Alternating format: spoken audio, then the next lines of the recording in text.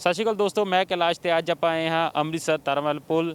ਇੱਥੇ ਨਹਿਰ ਦੇ ਕੰਢੇ ਇੱਕ ਪਾਰਕ ਦੇ ਵਿੱਚ, ਜੋ ਕਿ ਪਿਛਲੇ ਕਈ ਦਿਨਾਂ ਤੋਂ ਇੱਥੇ ਪੇੜ ਕੱਟੇ ਜਾਣ ਦਾ ਮੁੱਦਾ ਕਾਫੀ ਉਛਲਿਆ ਆਇਆ ਹੈ, ਮੀਡੀਆ ਦੀ ਸੁਰਖੀਆਂ ਬਣਿਆ ਹੈ। ਤੇ ਇਸ ਦੇ ਬਾਰੇ ਆਪਾਂ ਕੱਲ੍ਹ ਤੁਹਾਨੂੰ ਖਬਰ ਵੀ ਦਿਖਾਈ ਤੇ ਸੱਚਾਈ ਦਿਖਾਈ, ਗਰਾਊਂਡ ਰਿਪੋਰਟਿੰਗ ਦਿਖਾਈ ਕਿ ਪੇੜ ਕੱਟਣ ਦਾ ਕਿਸ ਵੱਲੋਂ ਆਰਡਰ ਦਿੱਤਾ ਗਿਆ ਸੀ ਤੇ ਕਿਉਂ ਕੱਟੇ ਗਏ। ਉਹ ਪੇੜ ਸਫੇਦੇ ਦੇ ਪੇੜ ਹੀ ਕਿਉਂ ਕੱਟੇ ਗਏ, ਉਹਦਾ ਕਾਰਨ ਵੀ ਤੁਹਾਨੂੰ ਦੱਸਿਆ ਕਿ ਓਵਰ ਏਜ ਕਰਕੇ ਸਫੇਦੇ ਦੇ ਬੂਟੇ ਵੱਡੇ ਗਏ ਸਨ ਤੇ ਉਹ ਵੀ ਸੈਂਟਰ ਗਵਰਨਮੈਂਟ ਦੇ ਆਦੇਸ਼ਾਂ ਅਨੁਸਾਰ ਕੱਟੇ ਗਏ ਹਨ। ਪਰ ਇਸ ਪਾਰਕ ਦੇ ਵਿੱਚ, ਜੋ ਕਿ ਇਸ ਪਾਰਕ ਨੂੰ ਮੇਨਟੇਨ ਦਾ ਕੰਮ ਕਰ ਰਹੀ ਹੈ ਇਨਵਾਇਰਨਮੈਂਟ ਐਂਡ ਵੈਲਫੇਅਰ ਸੁਸਾਇਟੀ, ਆਪਾਂ ਉਹਨਾਂ ਦੇ ਚੇਅਰਪਰਸਨ ਮੈਡਮ ਰੁਪਿੰਦਰ ਕੌਰ ਨਾਲ ਵੀ ਗੱਲਬਾਤ ਕਰਾਂਗੇ ਤੇ ਉਹਨਾਂ ਤੋਂ ਜਾਣਾਂਗੇ ਕਿ ਇਸ ਪਾਰਕ ਨੂੰ ਕਦੋਂ ਤੋਂ ਉਹਨਾਂ ਨੇ ਗੋਦ ਲਿਆ ਤੇ ਗੋਦ ਲੈਣ ਤੋਂ ਬਾਅਦ ਇਹ 'ਚ ਕੀ ਸਵਾਰਨ ਦੇ ਕੰਮ ਕੀਤੇ ਗਏ। ਜਿਸ ਤਰ੍ਹਾਂ ਕਿ ਇਹ ਪਾਰਕ ਜੋ ਅੱਜ ਦੀ ਤਸਵੀਰਾਂ ਹੈ, ਉਹ ਅੱਜ ਤੋਂ ਜੇ ਕਰੀਏ 10 ਮਹੀਨੇ ਪਹਿਲਾਂ ਜਾਂ 12 ਮਹੀਨੇ ਪਹਿਲਾਂ ਉਹ ਤਸਵੀਰਾਂ ਨਹੀਂ ਸਨ।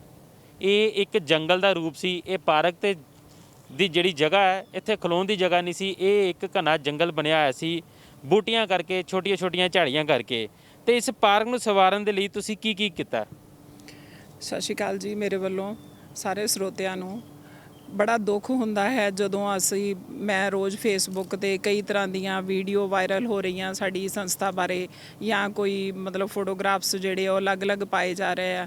ਦੇਖੋ, ਜੇ ਰੁੱਖ ਕੱਟੇ ਗਏ ਆ ਤੇ ਉਹਦੇ ਵਿੱਚ ਕੋਈ ਗਵਰਨਮੈਂਟ ਦੀ ਪਾਲਿਸੀ ਹੋਵੇਗੀ, ਮੇਰਾ ਉਹਦੇ ਨਾਲ ਕੋਈ ਲੈਣਾ ਦੇਣਾ ਨਹੀਂ। ਦੂਸਰਾ ਹੈ, ਜਿਹੜੀ ਪਾਰਕ ਤੁਸੀਂ ਦੇਖ ਰਹੇ ਹੋ, ਇਹਨੂੰ ਅਸੀਂ ਮੇਨਟੇਨ ਕਰਨ ਵਾਸਤੇ, ਜਿਹੜੇ ਤੁਸੀਂ ਕਿਸੇ ਦਿਨ ਸਵੇਰੇ ਆਣ ਕੇ ਇੱਥੇ ਲੋਕ ਜਿਹੜੇ ਸੈਰ ਕਰਨ ਆਉਂਦੇ ਡਿਊਰਿੰਗ ਲੋਕਡਾਊਨ ਦੇ ਪੀਰੀਅਡ, ਇੱਥੇ ਇੱਕ ਪਗਡੰਡੀ ਹੁੰਦੀ ਸੀ ਤੇ ਇਹ ਪੂਰਾ ਇੱਕ ਘਣੇ ਜੰਗਲ ਦਾ ਰੂਪ ਸੀਗਾ। ਅਸੀਂ ਇਹਨੂੰ ਪਾਰਕ ਦੀ ਸਫਾਈ ਵਾਸਤੇ ਮਤਲਬ ਅਸੀਂ 5.5 ਲੱਖ ਜਿਹੜਾ ਠੇਕਾ ਦੇ ਕੇ ਪੂਰੀ ਪਾਰਕ ਦੀ ਐਂਡ ਤੱਕ ਸਫਾਈ ਕੀਤੀ। ਹੁਣ ਜਿਹੜਾ ਕੁਛ ਟਾਈਮ ਕੰਮ ਰੁਕਿਆ ਸੀਗਾ, ਉਹ ਮਤਲਬ ਫੋਰੈਸਟ ਡਿਪਾਰਟਮੈਂਟ ਦੀ ਕਾਰਗੁਜ਼ਾਰੀ ਵੀ, ਜੋ ਵੀ ਉਹਨਾਂ ਦੇ ਸੀਗੇ ਪਲਾਂਟਸ ਵਗੈਰਾ ਕਟਿੰਗ ਹੋ ਰਹੇ ਸੀਗੇ, ਉਹਦਾ ਕਰਕੇ ਕੰਮ ਰੁਕਿਆ ਸੀਗਾ। ਹੁਣ ਸਾਡਾ ਇਹ ਫਸਟ ਸੈਕਸ਼ਨ ਦੇ ਵਿੱਚ ਫਿਰ ਜਿਹੜਾ ਅਸੀਂ ਮਤਲਬ ਗਰਾਸ ਲੱਗ ਰਿਹਾ, ਤੁਸੀਂ ਦੇਖ ਹੀ ਰਹੇ ਹੋ, ਗਰਾਸ ਜਿਹੜਾ ਲੱਗਾ ਹੋਇਆ ਵਾ ਪੁੰਗਰ ਰਿਹਾ ਵਾ। ਤਾਂ ਬੜਾ ਦੁੱਖ ਹੁੰਦਾ ਹੈ, ਜਿਹੜੀਆਂ ਮਤਲਬ ਕੁਛ 4-5 NGOs ਮਿਲ ਕੇ, ਉਹਨਾਂ ਦੇ ਜਿਹੜੇ ਮੁਖੀ ਨੇ, ਉਹਨਾਂ ਨੇ ਸਾਡੇ ਬਾਰੇ ਕਾਫੀ ਮਤਲਬ ਮੁੱਦਾ ਉਛਾਲਣ ਦੀ ਕੋਸ਼ਿਸ਼ ਕੀਤੀ। ਮੈਂ ਉਹਨਾਂ ਸਾਰੇ ਭਰਾਵਾਂ ਨੂੰ ਓਪਨ ਸੱਦਾ ਦੇਣਾ ਚਾਹੁੰਦੀ ਹਾਂ ਕਿ ਮਤਲਬ ਅੱਜ ਤੱਕ ਅਸੀਂ ਨਾ ਤਾਂ ਕਿਸੇ ਗਵਰਨਮੈਂਟ ਕੋਲੋਂ ਗ੍ਰਾਂਟ ਲਈ ਆ ਇਸ ਪਾਰਕ ਵਾਸਤੇ ਜਾਂ ਕਿਸੇ ਹੋਰ ਕੰਮ ਕਰਨ ਵਾਸਤੇ, ਨਾ ਹੀ ਅਸੀਂ ਆਨਲਾਈਨ ਲਾਈਵ ਹੋ ਕੇ ਕਦੀ ਕਿਸੇ ਕੋਲੋਂ ਪੈਸੇ ਦੀ ਡਿਮਾਂਡ ਕੀਤੀ ਆ, ਨਾ ਹੀ ਕਦੀ ਸਾਡੇ ਕਿਸੇ ਵਲੰਟੀਅਰ ਦੇ ਕੋਲ ਪੈਸਾ ਮਤਲਬ ਲੈ ਕੇ ਅਸੀਂ ਕੋਈ ਕੰਮ ਕਰਨ ਦੀ ਕੋਸ਼ਿਸ਼ ਕੀਤੀ ਆ। ਅਸੀਂ ਜੋ ਵੀ ਕਰ ਰਹੇ ਹਾਂ, ਅਸੀਂ ਆਪਣੇ ਕੋਲੋਂ ਕਰ ਰਹੇ ਹਾਂ ਜਿੰਨੀ ਕੁ ਸਾਡੀ ਸਮਰੱਥਾ ਵਾ। ਔਰ ਇਹ ਨਹੀਂ ਕਿ ਉਟਕਲ ਪੰਜੂ ਕੋਈ ਕੰਮ ਕਰ ਰਹੇ ਆ। ਸਾਡੇ ਆਰਕੀਟੈਕਟ ਜਿਹੜੇ ਆ, ਉਹਦਾ ਮਤਲਬ ਨਵਪ੍ਰੀਤ ਦੁਆ ਵਾ, ਬਕਾਇਦਾ ਉਹਦੇ ਕੋਲ ਡਰਾਇੰਗਸ ਲੈ ਕੇ। ਔਰ ਅਸੀਂ ਪਲਾਂਟਸ ਕਿਉਂ ਕੱਟਾਂਗੇ? ਅਸੀਂ ਤਾਂ ਇਹਦੇ ਵਿੱਚ ਹੋਰ ਪਲਾਂਟ ਲਗਾ ਰਹੇ ਹਾਂ। ਤੁਹਾਡੇ ਤੇ ਇਲਜ਼ਾਮ ਲਾਇਆ ਗਿਆ ਕਿ ਪਲਾਂਟ ਤੁਹਾਡੀ ਐਸੋਸੀਏਸ਼ਨ ਵੱਲੋਂ ਹੀ ਕੱਟੇ ਜਾ ਰਹੇ ਨੇ। ਹਾਂਜੀ ਬਿਲਕੁਲ ਜੀ, ਮੈਂ ਚਾਹੁੰਦੀ ਹਾਂ ਕਿ ਉਹ ਸਾਬਤ ਕਰਨ ਕਿ ਸਾਡੀ ਐਸੋਸੀਏਸ਼ਨ ਵੱਲੋਂ ਕੱਟੇ। ਅਸੀਂ ਤੇ ਪਲਾਂਟ ਲਗਾ ਰਹੇ ਹਾਂ। ਉੱਥੇ ਕੁਛ ਅਸੀਂ ਕਲਮਾਂ ਜਿਹੜੀਆਂ ਉਹਨਾਂ ਨੇ ਪਲਾਂਟਸ ਤੁਹਾਨੂੰ ਫੜ ਕੇ ਮਤਲਬ ਮੀਡੀਆ ਦੇ ਵਿੱਚ ਦਿਖਾਏ ਗਏ ਆ ਵੀ ਪਲਾਂਟਾਂ ਨੂੰ ਜਿਹੜਾ ਵਾ ਇਹ ਮਤਲਬ ਸਕਾਇਆ ਗਿਆ ਵਾ, ਇਹਦੀ ਦੁਰਵਰਤੋਂ ਕੀਤੀ ਗਈ ਆ। ਜਿਨ੍ਹਾਂ ਨੇ ਇਹ ਕੀਤਾ ਉਹਨਾਂ ਨੂੰ ਪਲਾਂਟ ਬਾਰੇ ਨੌਲੇਜ ਨਹੀਂ ਹੈਗੀ। ਉਹ ਇੱਕ ਬੋਗਨਵਿਲੀਏ ਦੀਆਂ ਅਸੀਂ ਕਲਮਾਂ ਲਾਈਆਂ। ਦੇਖੋ, ਜਦੋਂ ਅਸੀਂ ਆਪਣੇ ਕੋਲੋਂ ਇਨਵੈਸਟ ਕਰ ਰਹੇ ਹਾਂ, ਅਸੀਂ ਦੇਖਣਾ ਵਾ ਕਿ ਅਸੀਂ ਪਲਾਂਟ ਆਪ ਤਿਆਰ ਕਰਕੇ ਅਸੀਂ ਆਪਣਾ ਕਿੰਨਾ ਕੁ ਪੈਸਾ ਬਚਾ ਸਕਦੇ ਹਾਂ। ਇੱਕ ਬੋਗਨਵਿਲੀਏ ਦਾ ਪਲਾਂਟ ਜਿਹੜਾ ਬਾਹਰੋਂ ਲੈਣ ਜਾਈਏ ਤਾਂ ਉਹਦੀ 30 ਤੋਂ 35 ਰੁਪਏ ਕੋਸਟ ਆ। ਇੱਥੇ ਲੋਕ ਸਾਈਡ ਤੋਂ ਜਿਹੜੀਆਂ ਮਤਲਬ ਅਸੀਂ ਲਾਂਘਾ ਬੰਦ ਕਰਨ ਵਾਸਤੇ, ਇੱਕ ਬੋਗਨਵਿਲੀਆ ਇੱਕ ਇਹੋ ਜਿਹਾ ਪਲਾਂਟ ਆ ਕਿ ਜਿਹਨੂੰ ਮਤਲਬ ਕੋਈ ਛੇੜੂਗਾ ਤੇ ਕੰਡੇ ਲੱਗਣਗੇ। ਇੱਥੇ ਅਸੀਂ 3-4 ਵਾਰੀ ਮੈਂ ਪਾਈਪਲਾਈਨਸ ਦਾ ਪੂਰਾ ਕੰਮ ਕਰਵਾ ਚੁੱਕੀ ਹਾਂ। ਜੇ ਕਿਸੇ ਨੂੰ ਨਹੀਂ ਯਕੀਨ ਤੇ ਸੁਪਰੀਮ ਵਾਲਿਆਂ ਕੋਲੋਂ ਸਾਰਾ ਸਮਾਨ ਆਉਂਦਾ, ਉਹਨਾਂ ਨੂੰ ਪੁੱਛ ਲਓ ਵੀ ਮੈਡਮ ਕਿੰਨੀ ਵਾਰੀ ਮਤਲਬ ਇੱਥੋਂ ਸਮਾਨ ਲੈ ਕੇ ਗਏ ਤੇ ਕਿੰਨੀ ਵਾਰੀ ਉਹਨਾਂ ਨੇ ਜਿਹੜਾ ਪਾਈਪਲਾਈਨ ਜਿਹੜਾ ਇਹਨਾਂ ਨੂੰ ਬੂਟਿਆਂ ਨੂੰ ਪਲਾਂਟਸ ਨੂੰ ਪਾਣੀ ਜਾਂਦਾ ਵਾ, ਉਹਦੀ ਸਪਲਾਈ ਦਾ ਕੰਮ ਕਰਵਾਇਆ। ਦੇਖੋ, ਚੋਰੀ ਬਹੁਤ ਆ। ਪਿਛਲੀ ਸਾਈਡ ਤੇ ਨਹਿਰ ਦਾ ਏਰੀਆ ਖੁੱਲ੍ਹਾ ਹੋਣ ਕਰਕੇ ਸਾਨੂੰ ਬਹੁਤ ਮੁਸ਼ਕਲਾਂ ਦਾ ਸਾਹਮਣਾ ਕਰਨਾ ਪੈਂਦਾ, ਪਰ ਫਿਰ ਵੀ ਅਸੀਂ ਡਟੇ ਹਾਂ। ਲੋਕ ਸਾਨੂੰ ਐਫਰਟ ਕਰਨ ਦੀ ਜਗ੍ਹਾ ਤੇ NGOs ਸਾਡੇ ਨਾਲ ਰਲ ਕੇ ਕੰਮ ਕਰਨ ਦੀ ਜਗ੍ਹਾ ਤੇ ਸਾਡੇ ਤੇ ਇਲਜ਼ਾਮ ਲਾ ਰਿਹਾ। ਮੈਨੂੰ ਨਹੀਂ ਪਤਾ ਇਸ ਦੇ ਪਿੱਛੇ ਕੀ ਸਾਜ਼ਿਸ਼ ਚੱਲ ਰਹੀ ਹੈ। ਇਲਜ਼ਾਮ ਇਹ ਵੀ ਲਾਇਆ ਗਿਆ ਕਿ ਜੇ ਪਹਿਲਾਂ ਜੰਗਲ ਸੀ, ਹਰਿਆਲੀ ਵੱਲ ਹੀ ਆਪਾਂ ਜਾਂਦੇ ਆ। ਹਰ ਇਨਵਾਇਰਨਮੈਂਟ ਐਸੋਸੀਏਸ਼ਨ ਹਰਿਆਲੀ ਮੰਗਦੀ ਹੈ। ਜੇ ਪਹਿਲਾਂ ਜੰਗਲ ਸੀ ਤੇ ਜੰਗਲ ਨੂੰ ਕੱਟ ਕੇ ਪਾਰਕ ਕਿਉਂ ਬਣਾਇਆ ਗਿਆ? ਨਾ ਜੀ, ਜੰਗਲ ਉਹ ਜੰਗਲ ਨਹੀਂ ਸੀਗਾ ਜਿਹੜਾ ਕਿ ਤੁਸੀਂ ਕਹਿ ਰਹੇ ਹੋ ਪਲਾਂਟਸ ਦਾ ਜੰਗਲ ਆ। ਇੱਥੇ ਸੁੱਖਾ ਜਿਵੇਂ ਬੂਟੀ ਜਿਹੜੀਆਂ ਡੇਂਜਰਸ ਮਤਲਬ ਜਿਵੇਂ ਕਹਿ ਲਓ ਘਾਹ ਫੂਸ, ਉਸ ਚੀਜ਼ ਦਾ ਜੰਗਲ ਸੀਗਾ, ਨਾ ਕਿ ਕੋਈ ਪਲਾਂਟਸ ਦਾ ਜੰਗਲ ਸੀਗਾ। ਉਸ ਚੀਜ਼ ਨੂੰ ਕੱਟਿਆ ਗਿਆ। ਜਿਹੜਾ ਤੁਸੀਂ ਹੁਣ ਵੀ ਦੇਖ ਰਹੇ ਹੋ ਛੋਟਾ ਛੋਟਾ ਫਿਰ ਸੁੱਕਾ ਉੱਡ ਰਿਹਾ, ਉਹ ਗਿਰਿਆ ਵਾ, ਮਤਲਬ ਇਹ ਗੰਦੀ ਬੂਟੀ ਆ ਜਿਹਨੂੰ ਭੰਗ ਕਹਿ ਲਓ ਤੁਸੀਂ। ਇਸ ਟਾਈਪ ਦਾ ਜਿਹੜਾ ਜੰਗਲੀ ਬੂਟੀ ਆ, ਬੂਟੀ ਕੱਟੀ ਗਈ ਨਾ ਕਿ ਪਲਾਂਟਸ ਕੱਟੇ ਗਏ। ਇਹ ਜਿਹੜਾ ਕਿ ਤੁਸੀਂ ਬੂਟੀ ਕੱਟੀ ਗਈ, ਬੂਟੀ ਕੱਟਣ ਦੇ ਵਿੱਚ ਕਿੰਨੇ ਦਿਨ ਦੇ ਵਿੱਚ ਤੁਸੀਂ ਇਹਦੀ ਸਾਫ਼ ਸਫਾਈ ਦਾ ਕੰਮ ਕੀਤਾ? ਪਿਛਲੇ ਕਿੰਨੇ ਦਿਨਾਂ ਤੋਂ ਇਹਨੂੰ ਤੁਸੀਂ ਗੋਦ ਲੈ ਕੇ ਇਹਦੇ ਤੇ ਕੰਮ ਕਰ ਰਹੇ ਹੋ? ਇਹ ਇੰਨਾ ਘਣਾ ਜੰਗਲ ਸੀਗਾ ਕਿ ਸਾਨੂੰ ਇਹਨੂੰ ਸਾਫ਼ ਕਰਨ ਲੱਗਿਆ ਉਦੋਂ 3 ਮਹੀਨੇ ਕੰਟੀਨਿਊ ਸਾਡੇ 30 40 ਬੰਦੇ ਕੰਮ ਕਰਦੇ ਰਹੇ ਆ ਜੀ। ਔਰ ਜਿਹਦਾ ਮਤਲਬ ਜਿਹੜੇ ਇੱਥੇ ਲੋਕ ਵਾਕ ਕਰਨ ਆਉਂਦੇ ਆ ਉਹ ਵੀ ਦੱਸ ਸਕਦੇ ਆ ਤੁਹਾਨੂੰ ਵੀ ਇਹਨਾਂ ਨੇ ਕੰਮ ਕੀਤਾ ਕਿ ਨਹੀਂ ਕੀਤਾ। ਦੇਖੋ ਕਿਸੇ ਤੇ ਇਲਜ਼ਾਮ ਲਾਉਣੇ ਬਹੁਤ ਸੌਖੇ ਆ, ਪਰ ਜਦੋਂ ਫੀਲਡ ਵਿੱਚ ਆ ਕੇ ਕੰਮ ਕਰਨਾ ਪੈਂਦਾ ਗਰਾਊਂਡ ਲੈਵਲ ਤੇ ਫਿਰ ਪਤਾ ਲੱਗਦਾ ਵੀ ਕਿਵੇਂ ਕੰਮ ਹੁੰਦਾ। ਤੇ ਜੇ ਗੱਲ ਕਰੀਏ ਤੇ ਇੱਥੇ ਤੁਹਾਡੀ ਲੇਬਰ ਲੱਗੀ ਹੈ ਤੇ ਹੁਣ ਤੱਕ ਤੁਹਾਡੇ ਵੱਲੋਂ ਕਿੰਨੇ ਪੈਸਾ ਇਸ ਪ੍ਰੋਜੈਕਟ ਦੇ ਉੱਤੇ ਇਨਵੈਸਟ ਕਰ ਦਿੱਤਾ ਗਿਆ ਹੈ? ਦੇਖੋ ਜੀ ਆ ਫਸਟ ਸੈਕਸ਼ਨ ਦੇ ਵਿੱਚ ਹੁਣ ਹੀ ਜੇ ਆ 10-15 ਦਿਨਾਂ ਦੀ ਗੱਲ ਸੁਣ ਲਓ ਤੇ ਮੇਰਾ 40,000 ਰੁਪਇਆ ਘਾਹ ਤੇ ਲੱਗ ਗਿਆ ਜੀ। ਤੇ ਜਿਹੜਾ ਪਹਿਲਾਂ ਮੇਰਾ 5.5 ਲੱਖ ਰੁਪਇਆ ਜਿਹੜਾ ਵਾ ਇਹਦੀ ਸਾਫ਼ ਸਫਾਈ ਤੇ ਲੱਗਾ। 5 ਤੋਂ 6 ਲੱਖ ਰੁਪਏ ਤੁਸੀਂ ਇਸ ਤੇ ਖਰਚਿਆ, ਤੇ ਕੀ ਗਵਰਨਮੈਂਟ ਵੱਲੋਂ ਤੁਸੀਂ ਇਹਦੇ ਤੇ ਕਿੰਨੀ ਮਦਦ ਲਿੱਤੀ ਹੈ? ਕਿੰਨੀ ਗਵਰਨਮੈਂਟ ਵੱਲੋਂ ਤੁਹਾਨੂੰ ਫੰਡਿੰਗ ਹੋਈ ਪਈ ਹੈ ਇਸ ਫਾਈਨਾਂਸ ਦੇ ਵਿੱਚ? ਦੇਖੋ ਜੀ ਨਾ ਤੇ ਗਵਰਨਮੈਂਟ ਵੱਲੋਂ 1 ਰੁਪਈਆ ਅਸੀਂ ਲਿਆ ਔਰ ਨਾ ਅਸੀਂ ਕਿਸੇ ਪਬਲਿਕ ਦੇ ਕੋਲੋਂ 1 ਰੁਪਈਆ ਵੀ ਲਿਆ। ਕੋਈ ਵੀ ਬਾਂਹ ਖੜੀ ਕਰਕੇ ਨਹੀਂ ਕਹਿ ਸਕਦਾ ਕਿ environment and social welfare society ਨੇ ਕਦੀ ਕਿਸੇ ਕੋ ਫੰਡਿੰਗ ਦੀ ਡਿਮਾਂਡ ਕੀਤੀ ਹੋਵੇ, ਕਦੀ ਲਾਈਵ ਹੋ ਕੇ ਮਤਲਬ ਕੋਈ ਅਸੀਂ ਮੁੱਦਾ ਚੁੱਕਿਆ ਹੋਵੇ ਵੀ ਸਾਨੂੰ ਫੰਡਿੰਗ ਕਰੋ। ਇਹ ਸਾਡਾ ਇੱਕ ਸਾਰੇ ਵਲੰਟੀਅਰਸ ਦਾ ਸ਼ੌਕ ਆ, ਇਹ ਸਾਡਾ ਆਪਣਾ ਪਰਸਨਲ ਮੈਟਰ ਆ ਵੀ ਠੀਕ ਆ। ਅਸੀਂ ਲੋਕਾਂ ਦੀ ਡਿਮਾਂਡ ਸੀਗੀ, ਸਾਨੂੰ ਵੀ ਵਧੀਆ ਲੱਗਾ ਕਿ ਇੱਕ ਐਡਵੈਂਚਰ ਵਧੀਆ ਵਾ ਤੇ ਇਹਨੂੰ ਮਤਲਬ ਇਹ ਗਵਰਨਮੈਂਟ ਦੀ ਫੰਡਿੰਗ ਦੇ ਵਿੱਚੋਂ ਇਹ ਪਾਰਕ ਬਣਾਈ ਗਈ ਸੀ ਦੀ ਇਹਦੀ ਕੇਅਰ ਟੇਕ ਕਰਨ ਵਾਲਾ ਕੋਈ ਨਹੀਂ ਸੀ ਹੈਗਾ ਤੇ ਅਸੀਂ ਇਹਦੀ ਇੱਕ ਕੇਅਰ ਟੇਕ ਕਰਨ ਵਾਸਤੇ ਮੁੱਦਾ ਚੁੱਕਿਆ। ਜੇ ਕਿਸੇ NGO ਨੂੰ ਲੱਗਦਾ ਕਿ ਉਹ ਸਾਡੇ ਤੋਂ ਬਿਹਤਰ ਕੰਮ ਕਰ ਸਕਦੀ ਤਾਂ ਮੋਸਟ ਵੈਲਕਮ ਆ ਕੇ ਉਹ ਕਰ ਸਕਦੇ ਆ। ਤੁਸੀਂ ਇਹ ਮੁੱਦਾ ਚੁੱਕਿਆ, ਇਹਦੀ ਟੇਕ ਕੇਅਰ ਕੀਤੀ, ਅੱਗੇ ਤੁਹਾਡੇ ਹਿਸਾਬ ਨਾਲ ਇਹਨੂੰ ਲੈ ਕੇ ਕੀ ਵਿਜ਼ਨ ਹੈਗਾ? ਤੁਸੀਂ ਕਿਸ ਤਰ੍ਹਾਂ ਦਾ ਪਾਰਕ ਬਣਾਉਣਾ ਚਾਹੁੰਦੇ ਹੋ? ਦੇਖੋ ਜੀ ਇਹਦੇ ਵਿੱਚ ਅਸੀਂ ਮਤਲਬ ਪਹਿਲਾਂ ਵੀ ਮੈਂ ਦੱਸ ਚੁੱਕੀ ਹਾਂ, ਇਹਦੇ ਵਿੱਚ ਅਸੀਂ ਨਾਗਪੁਰ ਅਸੀਂ ਆਰਡਰ ਵੀ ਉਹਨਾਂ ਨੂੰ ਕੀਤਾ ਹੋਇਆ। ਇੱਥੇ ਚਿਲਡਰਨ ਪਾਰਕ ਦੇ ਝੂਲੇ ਵਗੈਰਾ, ਜਿਮ ਦੀਆਂ ਮਸ਼ੀਨਸ ਆ ਰਹੀਆਂ। ਇੱਕ ਕਿਓਸਿਕ ਆ ਉਹ ਤਾਂ ਪਰਲੀ ਸਾਈਡ ਤੇ ਬਣਨਾ।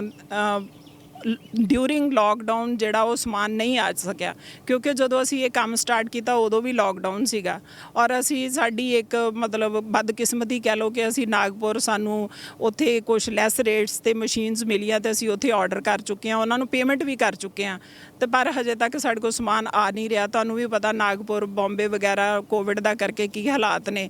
ਹੁਣ ਇਹ ਨਹੀਂ ਕਹਿ ਸਕਦੇ ਕਿ ਉਹ ਮਹੀਨੇ ਤੱਕ ਆਉਣ ਕਿ 10 ਦਿਨਾਂ ਤੱਕ ਆਉਣ ਕਿ 2 ਮਹੀਨਿਆਂ ਤੱਕ ਆਉਣ, ਉਹ ਕਹਿ ਨਹੀਂ ਸਕਦੇ। ਸਾਡੀ ਤਾਂ ਆਲਰੇਡੀ ਪੇਮੈਂਟ ਫਸੀ ਹੋਈ ਆ।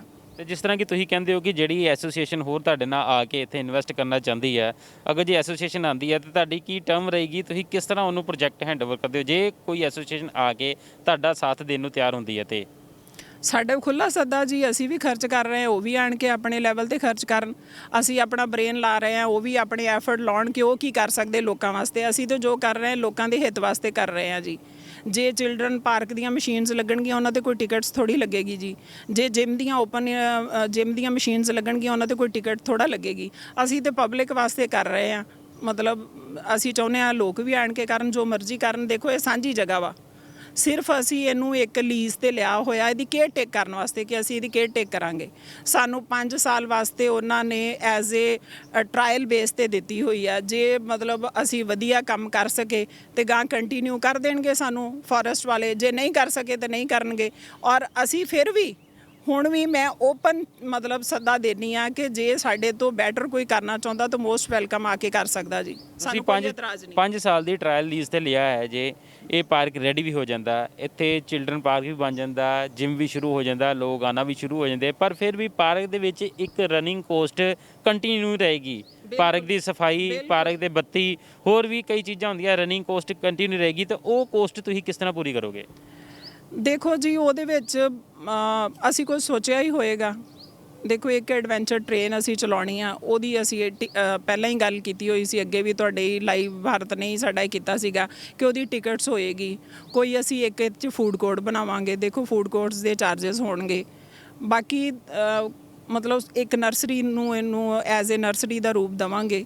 ਉਹਦੀ ਮਤਲਬ ਕੁਝ ਪਲਾਂਟਸ ਜਿਹੜੇ ਫ੍ਰੀ 'ਤੇ ਹੋਣਗੇ, ਕੁਝ ਪਲਾਂਟ ਜਿਹੜੇ ਉਹ ਕਾਸਟ ਕਰਾਂਗੇ ਅਸੀਂ।